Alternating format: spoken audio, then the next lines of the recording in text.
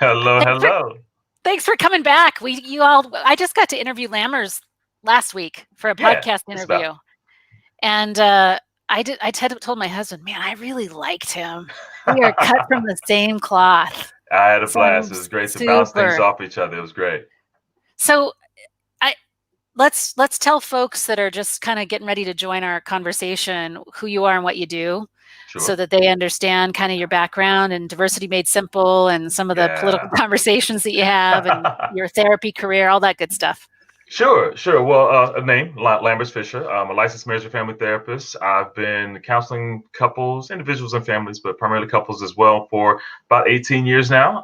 And then gotten a chance to have the great honor of counseling and supporting people from a variety of different backgrounds, from different socioeconomic statuses, age, cultural, ethnic groups, different rural, urban, suburban type of environments. And that has contributed to a nice perspective that's allowed me to be able to support people from a variety of different perspectives, even if you don't share the same perspective as I do. And that transition from supporting couples and families with differences that seem to divide them, that seem to say, I don't know if we can stay together. I don't know if we're made for each other. We're just too different. And helping them overcome those differences, those barriers, and say, you know what, even though we have differences, we have a lot of common factors, a lot of common values that draw us together, has helped me transition into. Also, I still will do therapy first and foremost. It's still what I do most, but I also have transitioned into my diversity made simple training, which has been going out to organizations across the country. Even now, although travel is limited, we can do a lot virtually, where I can train helping professionals in a variety of different fields in their efforts to reduce cultural offenses, intentional and unintentional cultural offenses, as well as repair relationships already damaged by cultural offenses. So when we say, you know what, I just don't know how to work with those people. I'm talking well-intentioned. I want to. I just don't feel like I know enough. I don't want to step on any toes. I don't want to do that. It's like, you know more than you think you do. There's a lot of skills you already have that can work, but those insurmountable barriers may not be insurmountable. They may be misunderstandings. They may have things that seem too deep, too sensitive. I try to make diversity simple. I try to make multicultural awareness and strategies simple and practical, so you can say, wait a minute, that counts. Oh, I can do that. You mean if I just listen this way, if I learn to ask these questions, wait, that counts? I can learn to do that, and then we can all change the conversation from one home, from one couple, to one business, to one ministry or nonprofit organization, and especially even the political conversations. We can vilify less and unify more. And so I've been loving to have having those conversations, and happy to encourage everyone here to do the same. Well, now you all know why I want to be friends with him.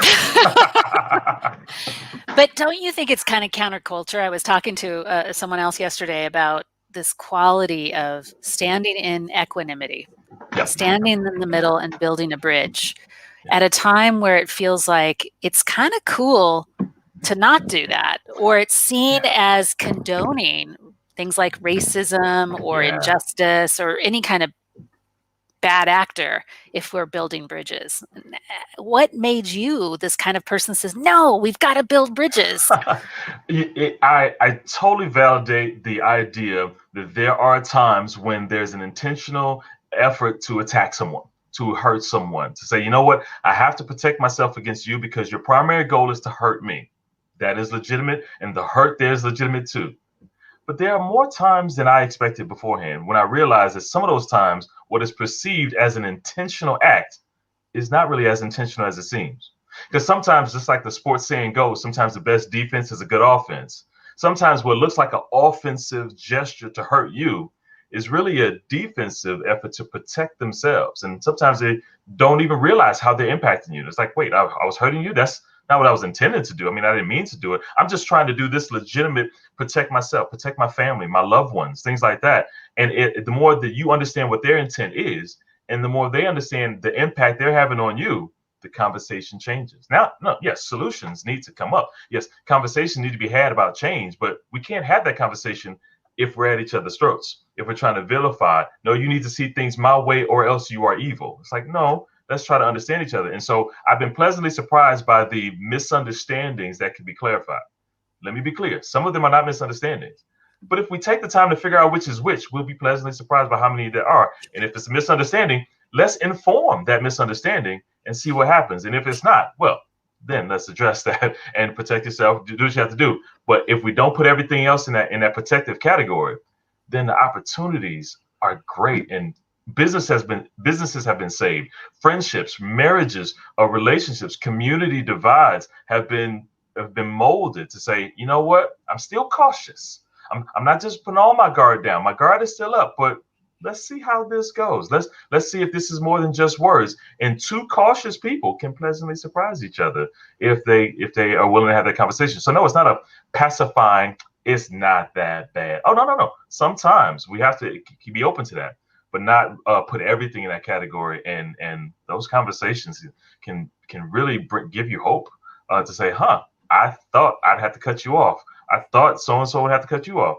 but I was pleasantly surprised. And all it takes is a few pleasant surprises for you to say, let me test this one out first before I defensively respond, before I immediately cancel you in my life. Let me test it first. Sometimes it will have to go unfortunate ways, but as long as we can move those ones that can be molded to repaired relationships, is that not worth it? Is that not worth Mm, trying? And it makes mm. it a really good investment. So I'm going to reflect, I'm going to do that Yes. reflective thing.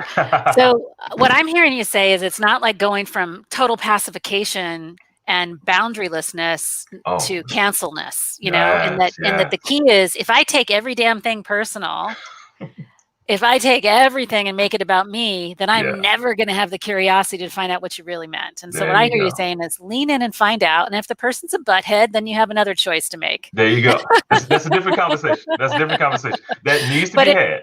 right, Yeah. but if the person is actually, was just being not a butthead, but a dumbhead, then now you can sort of change things up. Sorry, I just have to. I don't know. I think I have my sons on the brain tonight, so. No, no, no, no, that's fair. And look, if I use my professional language, I blur the line with dumbhead, which I don't know if I can pull off on a daily basis. But I try to normalize ignorance, and it's the same concept, but it takes out that stigma because it's like if you take ignorance, when I grew up, ignorant was an insult. You just being ignorant, as opposed to ignorance being the lack of knowledge, the lack of Right. understanding. Then I'm ignorant about a lot of things. I know a lot of things, but I'm ignorant Yeah. about a lot of things. But if I'm owning that and to say, huh, I never knew that. I didn't know people could feel that way. Help Mhm. me to understand. That's where the listening comes in. Help me to understand to reduce my ignorance and improve my ability to help and support you. Then it's not about somebody being evil. You're just showing me your ignorance. But whereas before that was an insult to put you down for your lack of intelligence, if I see your ignorance, then I can try to inform your ignorance. If you Mm. receive that gift of information and say thank you for informing my ignorance instead of cutting me off, then we've saved the relationship and then we can build upon it. But if I see ignorance and then I try to inform it and you say no, no, don't try to inform it, I want to stay here and hurt you, then we take that other road. But everything doesn't have to be that other road. We can exchange and we can all grow and understand each other. That way we don't have to have every personal experience. We don't have Yeah. to be. People say, well, I would love to, but I don't have that rich diversity of experiences that other people have. I only have this one narrow experience. I grew up here. I only had this type of family and this type of neighborhood and this type of work experience. I didn't even meet anybody who looked like me until I went off into college. I don't have enough to offer. It's like you're right. You don't know everything, but just like you have a lot to learn about other people's experiences, they have a lot to learn about your experiences because they haven't grown up in your experiences, and there's some things that we can inform each other's ignorance. And once we understand, it's like, oh, I just thought that everybody who voted this way or spoke this way or made these decisions that they dot dot dot. Well, now I understand a little bit more behind it. We may still have our differences. We may still vote different ways, but now I can have a better understanding as to why and not take it all personally. And the Mhm. conversation continues and it starts with that openness to hearing and understanding other people. Beautiful. I could listen to you talk all day long, swear to God. A lot of folks still feel tired right now. They said, Yeah. I don't wanna do the emotional labor of informing somebody who's ignorant, that they should have to go read a book or do their own work. Yeah. And, I am of the mind that I'm on a democracy saving mission, right? Noted. Noted. Yeah. Yeah. So I'm like, well, I mean, I am going to take every ounce of stamina I have to do as much listening as I can because it makes me worried that if we can't talk. Sure, But sure. what do you say to those folks who say, I'm tired. I don't want to do Yeah. this? Yeah. My first response is validated. I get it. Not everybody has the same amount to give all the time. And that's not a character flaw. That's not a value deficit. That you know what that tells me? That tells me you've experienced a number of hurts and you're still reeling from them. That's Mm-hmm. legitimate. Somebody else who Mm-hmm. has more probably hasn't experienced as much hurts. They have more to give at that moment. So my challenge then is to give as much as you can. If you can Mm-hmm. give more, then give more. If you have more seeds to plant, then plant. If you are tired and you're out, then take a break. And let that be your parting gift of at the very least, not being so tired that you have to snap back prematurely. I don't say prematurely because if it's an attack, then definitely protect yourself. But to be able to say, I can't give to you, but I can at least point you in the right direction. If you genuinely care, then you'll hear my tiredness, not as your fault, but because of the things that preceded you, probably. And I Mm-hmm. can point you in the right direction. If you really care, you'll go do some work and make the most of the opportunity, as opposed to, oh, you don't want to be my tutor? I guess you don't really care about me learning about your hurt then. That is a different challenge. And so it can be a gift then to be able to say, I don't have enough. I'm on fumes. And so my fumes are enough to point you in the right direction. If you want to take that tip, thank you in advance for the conversation we'll have in the future when you come back a little bit less ignorant, a little bit less Mm-hmm. uninformed, and it not be a Mm-hmm. negative jab. And if you don't, then you pretty much confirmed why I don't have I'm not going to give you my fumes anyway because you just want to take and take and take, and I just told you I've had that experience. So it was on a foundation of validation of the hurt. Sometimes it's indirect hurt, sometimes it's direct hurts, traumas. But when we realize that sometimes when you come into it and say, hey, I had a reasonable question and somebody reacted negatively to me, oftentimes there was a hurt that preceded you and you just got the aftermath of it. Somebody Mm-hmm. else asked not so sensitively. Somebody else asked with some judgment and accusation, and then you come and ask casually, and then they say, "You too? You Mm-hmm. want to take from me too?" If we Mm-hmm. acknowledge, oh, I don't know what preceded this, but I see you on fumes. Yep. I'm gonna respect that, and then I'm gonna either go look do as much as I can on my own, or be thankful when somebody else has a little bit more than fumes to give me, and they can inform that. But that is a matter of owning where we are and accepting where other people are. If we Yeah. can recognize that balance, and we don't have to feel guilty for not being able to do everything for everybody all the time. But then when we can, to say, you know what, I was tired yesterday. I'm still tired, but not as much. You caught me on a good day. I can give you a little bit. Here's a morsel to chew on, a personal experience, a diversified experience. It may not even be my own, but to help you understand something. And to take what you do with that gem of reduced ignorance will let me know whether I should invest more in you in the future when I'm still tired, but I can get more. The more you hold on to that and say thank you for that gem, I will water it. I will water that seed. And they say, oh, I want to plant more seeds over there because that not only benefits them, it benefits me in the future and everybody else that they come around. It makes it worth it. Make whatever gems people can give you worth it by putting it into action. And Mm-hmm. then it can change the conversation and encourage them to give more as opposed to seeming like a bottomless pit or getting a seed thrown back at you and it changes the conversation. So, but it starts off with that validation of the hurt that is completely understandable. Mm-hmm. Whereas I think oftentimes we don't validate the hurt, we take it personally again. So it Yeah. seems I'm hearing a little thread line about be careful how much you take personally, make it about you. Yeah, yeah, it's a big challenge because in life, oftentimes, we as a therapist, I get a chance to see unhealthily expressed emotion in a variety of different ways, and so oftentimes it's almost like what was the word, collateral damage. Yeah. You see these type of superhero movies or something, somebody like blows up or expresses some type of energy, and an innocent person gets hit. That's how I feel that Yeah. emotion gets happening. Sometimes it's like my emotions are legitimate, my hurt is legitimate, and sometimes you just got some collateral damage. You got some spray of my emotions. It's not really about you, but based on my emotions, I don't really have the emotional space to reassure you that it wasn't about you. Like not right now, maybe later. I just need you to not take it personally. Give me time to recover, and then if you don't cut me off, throw it back at me. I can come back and say, Sorry, that wasn't really about you. But often we never get to that point because I express myself unhealthily in the moment. You take it personally, either cut me off or attack me. Now I have to put a pause on my reassuring you, defend myself, and then we get into this nice little spiral. But yes, if we don't take things personally and say, you know what, I'm gonna give you a benefit of the doubt on this one. If it's a pattern, well, I gotta adjust a pattern. But maybe this one ain't all about me. And then if we take the time to say, hear what might be behind that, then not Yeah. only are you not opposition, you want to help me get this out healthily by listening and providing a safe space for me to express this in a clear way. Mm-hmm. Thank you.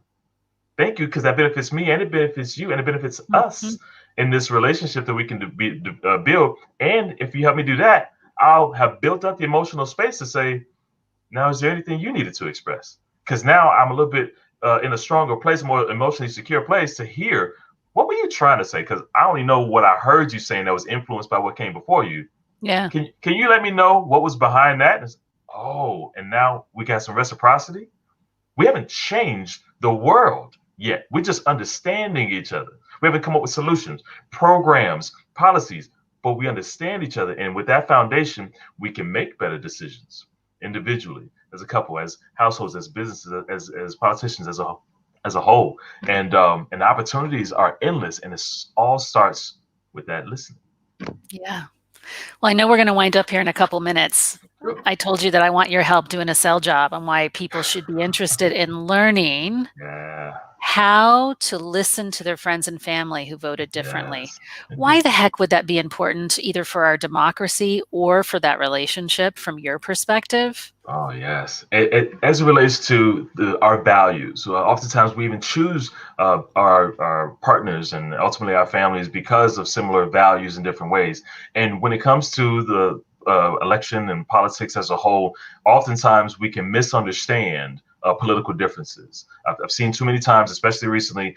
I If you could vote for so and so, I don't even know who you are anymore, and misunderstandings in politics and whether it be a political candidate or in a bill or something that's we're trying to promote can put rifts in relationships, can trickle down from couples to kids, plant different seeds about, oh, I need to learn from, just like mommy and daddy, I need to find Yeah. someone who agrees with me exactly the same way, or they are enemies. And then it spills over into classmates, which spills over into coworkers, which spills over into everything else. And we need to start planting those seeds one relationship at a time, one interaction at a time, that says we can be different and still coexist. We can be different and still support each other. And I'm talking so much so that we can have a couple who can say, you know what? We may have different ideas about which political candidate may bring about the desired future, but if we really look at it, you want a similar future for our family that I do. You want a similar future for our community. You want a similar future for our country. We just have different guesses as to which political candidate is best to bring that about. And if we're really honest, neither one of us knows. We can't predict the future on who can actually succeed. The candidates themselves don't know who can actually succeed. And so if we allow ourselves to say we have shared values, shared hopes, shared fears, what is it that you're hoping for? I can still vote for my person and hope that you get your hope. I can still vote for my person and hope that you avoid your fear. But if we take the time to Mm. understand that, then my vote doesn't have to offend you and yours doesn't have to offend me. It's just our effort to try to do our part to bring about a hopefully a shared future. And if we have that difference and shared value at the same time, it can change every conversation. It doesn't have to be, okay, so at the end of it, do you agree or not? That will determine whether it's worth it. We can hold a balance of pros and cons, shared values and differences. And if we start one relationship at a time, if we start in the home where it's already a little bit safer, then we can practice for the rest of the world. I'm gonna just tattoo, we can vote different, but I still want you to get your hope. Yes. And I don't Yeah. want you to have to get your fear. Oh man, that's it. That That's was it right such there. a beautiful thing to say. Very cool. Like, it just got me right in the guts. That was Wow. so good. Very cool. Very cool. That's my hope. Ugh. That's All my right. hope. Well, I'm gonna I know you're at the end of your day and long day of Indeed. supervising interns.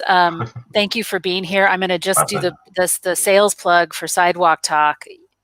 First, I'll do a sales plug for Lammers. You can check out his website, He's also going to be on the podcast with a much longer conversation, which will be fun. I'm going to email this interview out too tomorrow Very morning, cool. so a lot of folks will get it. But if you want to be part of the Sidewalk Talk fundraiser, we're going to be doing a 90-minute workshop on December 13th. It's $49. It is our fundraiser for the year, and it'll also do some good in the world. There you So it's a go. win-win. Yeah. Thanks for helping us kind of get the momentum going. I really appreciate it. Hope it's a And great conversation. Yeah, and have a good weekend. You too. You too. Have fun listening. I will. Take care. Bye-bye. Bye.